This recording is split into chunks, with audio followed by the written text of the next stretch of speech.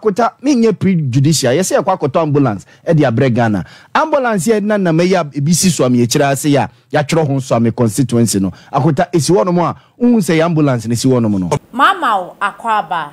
wo frame adwoa searching mesrel na wa subscribe to my channel me a notification bell no so for more news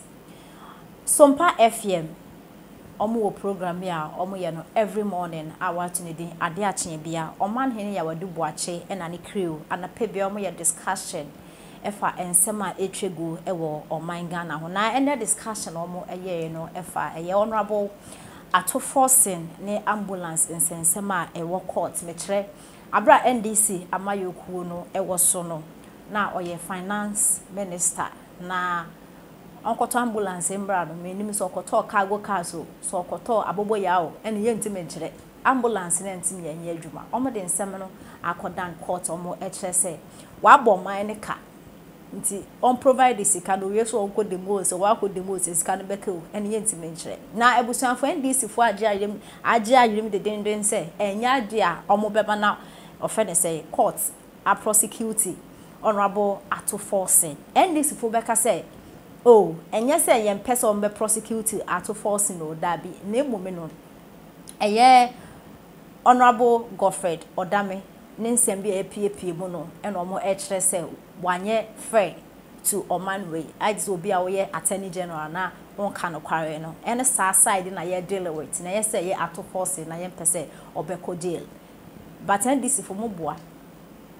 Assembly never courts, and I'm why ya trapping. Mo trappe a year friend say ura Godfred Odabe e dey ntina mo trappe no am pese mo budu anima say ya asem na wo court na ntia nti se mo be ka chen say enya asem na wo court na ye pese ato Forson be ko jail na emome no e dey ntina mo ko trappe na dey ntina mo no ye ko mo record asem na pese a foolish case e na NPP party no e na NDC party no mo ye pe you scratch my back I scratch your back in this is one person mo ya asem ne foolish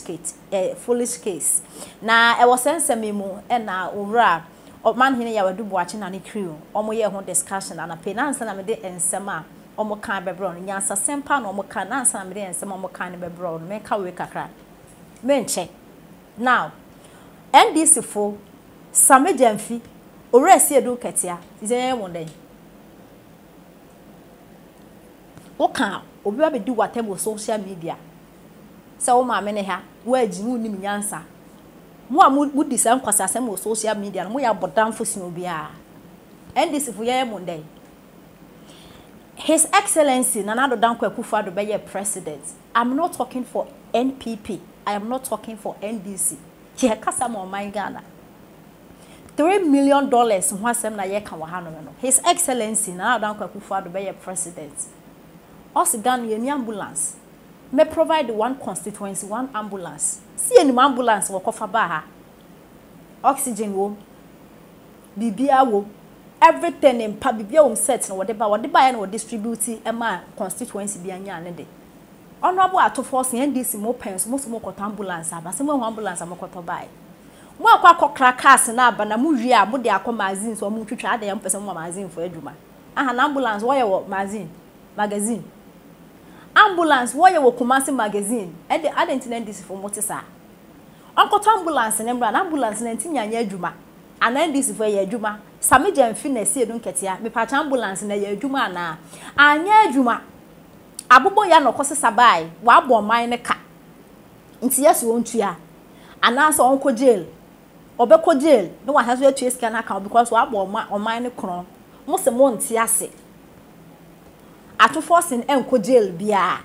na just politicians mu ye ni patient memfo na aha Oman Ghana na ye mondia anase ye nyina ye de adenti na motesa enano na ofene say lawyer Morris Ampawe kan send na sam no kan na wo secret gume o se oye lawyer but just say Ghana hanu na say embra na favor politicians nko a you can't think far, you cannot think madness. Ordinary citizen na ye bone a like what in the court within 3 months 1 week no more prosecuting the panel jail no politicians almost them work court about 15 years 16 years Ghana from penifade NPP for mo ka ho and mo pesa asem na police case because mo say mo adi nsem hu nti say NDC fo wo beti mo atum nti ne be yesa na asem na police case the way you na camouflage wo boa but on mine dey ya kare sa honorable Addo Forson ye patrol sika no waso do kota ambulance no $3 million ni ya ho ambulance na buy sika ni be break achim nza mo de NDC fo ne de mu chia ne se wo bema musika se mo fam mo man no ho bra eni kam eni se bi eni de Ghana fo wo ade papa be no ni papa be no wo ya se sika we wo ho me patrol NDC NPP ba yo mkoto ambulance mu ehu inti sa aka go kazi inti se wala ka ye etu aye inti sa aka wade for yale fo na wo prosecute ni pa na NDC fo mu ye ho press conference adanya attorney general ane ye friend say hwan akwa ye audio and attorney general se nipa no M1 non prosecute Addo Forson ye innocent Addo Forson ye innocent ka no kotoba na ye adwuma we disika na we disika eno ho asem na ye ka monfa attorney general na audio nsem ton chen na one prosecute Addo Forson wa bo oman no kron no mana yenti nsem a ekoso e wo Sompa FM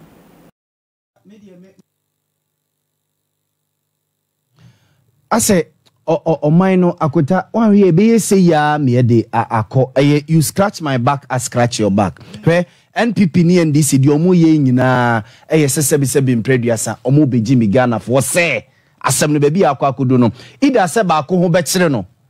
ana se ye beja no enti ene ye yemfa murum na kroma se so abibia ye no politics bia no enkowie ye ekoye police case say ya na MPP atwenefa na NDC atwenefa akota menye prejudicial ye say akwakoto ambulance e de abre Ghana ambulance ye na meya ebisi so am ye kira ase ya twero ho so am constituency no akota esi wono mo a unhu say ambulance ne si wono mo no complete na we no mo say ye kwakoto ambulance bi ye de spare parts na ba be duru afa ne ye ba be sese we ni mo moto na me nyina ho no mo de sa Mercedes Benz na ena nam kroma se na ya chọchọrọ ho nhyiaye so ame bank man ho ahwan no akota eba nye no se ye hu se esi wo no mo se ambulance bibia ehyehyem ayi oxygen ya de ehyehyem na wo koto bia ba wo de wakoto ka nko ekina ne yakot be ye de mpa aba besi ha ye de oxygen aba besi ha ne ye se ye de nu aba be twetwe ekyrekere baabi ne ye se ade na wo koto enye papa ye si buai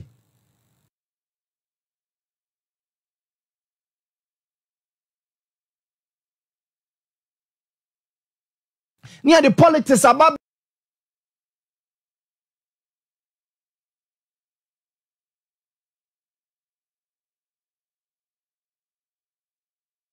the Friday noir. Just some more politicians in there.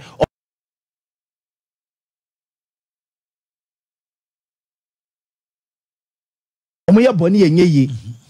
Na MPP chene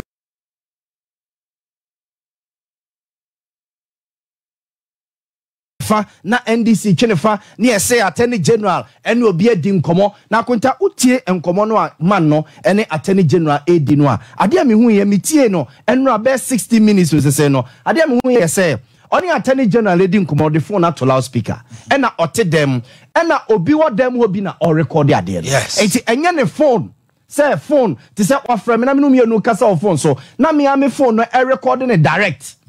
say attorney general loud more because it's on speaker. On speaker ntino na onso ono no de na clear but attorney general de na faint very faint phone no de to speaker ntsenke phone na can be loud ka ba hu sa ni me no nyina voices no the same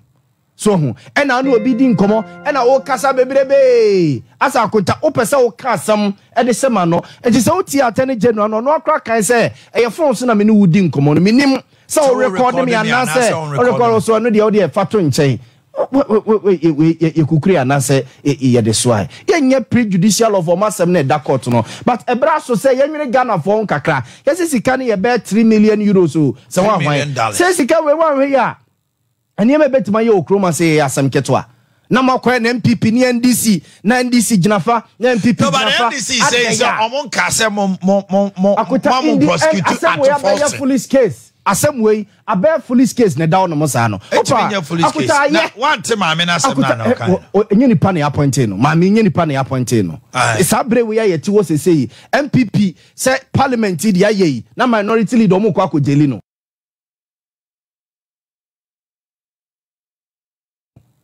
Neka parliament say neka Akuffo yeah, when you go on that tangent too, you are being prejudicial. Akutati na ma case na be police case no for you. I just MPP akutadi ade na esi wo Ghana ha MPP ni NDC Addo omanu atum bi a akosi omani yeda Omanhene political akosi omani yeda iti mini ma meni ya adwene so ka kire omo se mo commentaries na mo ye no abonte no ena kotatie sami gemfi a o ka asemi bi no o ye lawyer o hwan mo omo ka asemi bi nyina no omo ye lawyers a omo nim de efa mra no bo omo tena radio so tena TV so a ti se ne omo si kan sem no omo pese omo ma asem no aye political na fe wo na ba bi asem be kwa koduro bia no waja to no mo sa because as ye ne politics a ne yetito akota MPP mpenimfo no mo we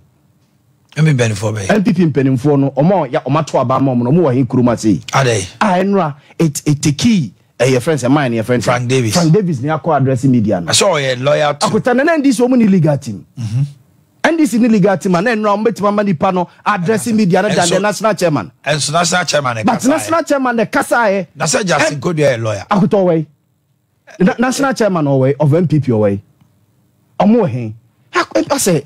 oh akota we asante ma memra won check my I mean example bi wa on say maybe